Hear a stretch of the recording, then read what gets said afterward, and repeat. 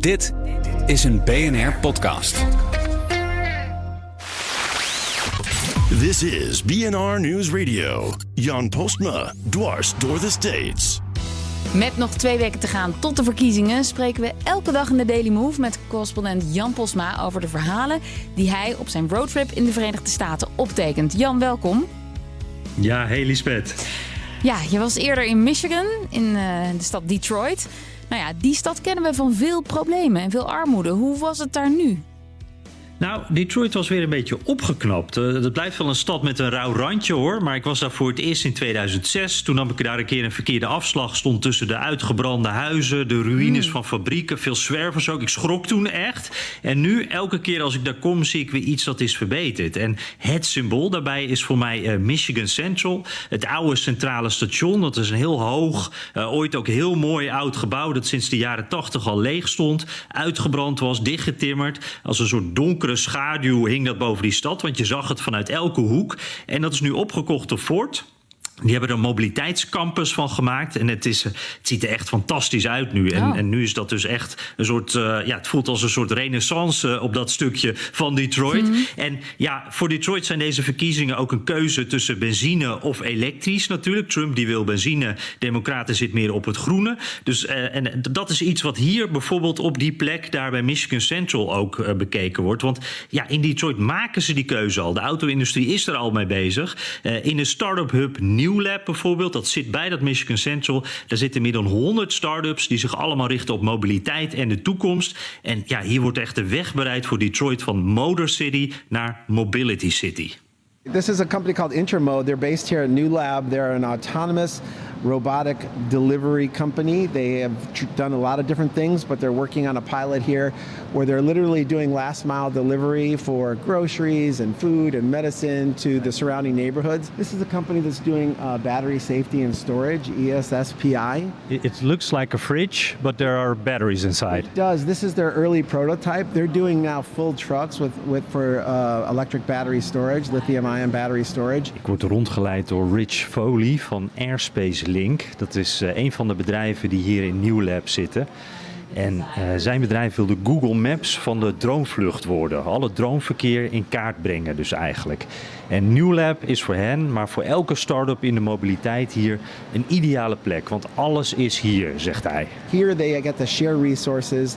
They have access to state-of-the-art workshops that I can show you, a metal shop, a wood shop, digifab, 3D printing, the whole bit. It's an amazing setup for them, which they can use for free.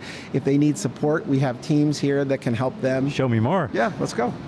I'll walk you around. I want to show you. This is the Bloom team.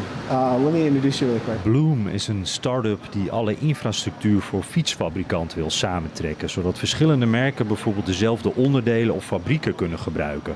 En dat moet er dan voor zorgen dat die fabrieken en banen terugkomen van China naar Detroit. About 60% of bikes and e-bikes are assembled in Europe for the European market. In contrast to the US, it's about 2%. So really dramatic difference there. And something that we anticipate some pretty major changes happening in the future. You're seeing for the future maybe big bicycle factories in Detroit or in the US at least. Yeah, bicycles or whatever. We don't even know what the future of what the vehicles that we're going to see on the roads are actually going to be. We see a lot of different iterations of what they might be, and maybe it's going to be somewhere between what we see now and an automobile or whatever the case may be. In Swing State Michigan, waar de auto-industrie van levensbelang is, zijn die banen natuurlijk juist een belangrijk onderwerp deze verkiezingen.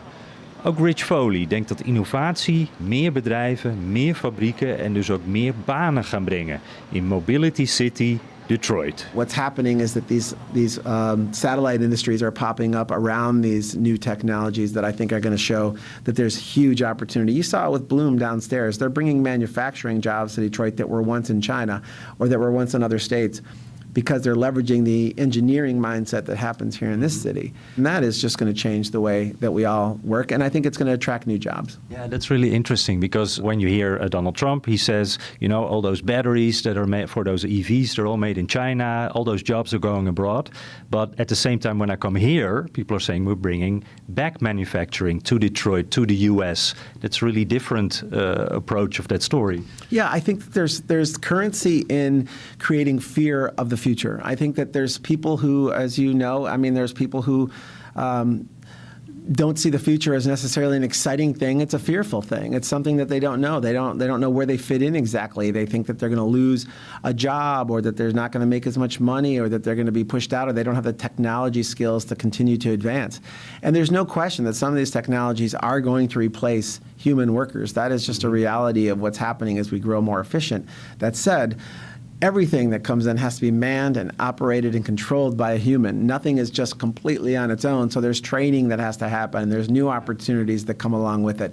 It's a shift in how we work, and it's going to be disruptive to some, but mostly it's going to grow all of that, and new areas of expertise and new college degrees and new things that are going to sprout up because of these industries.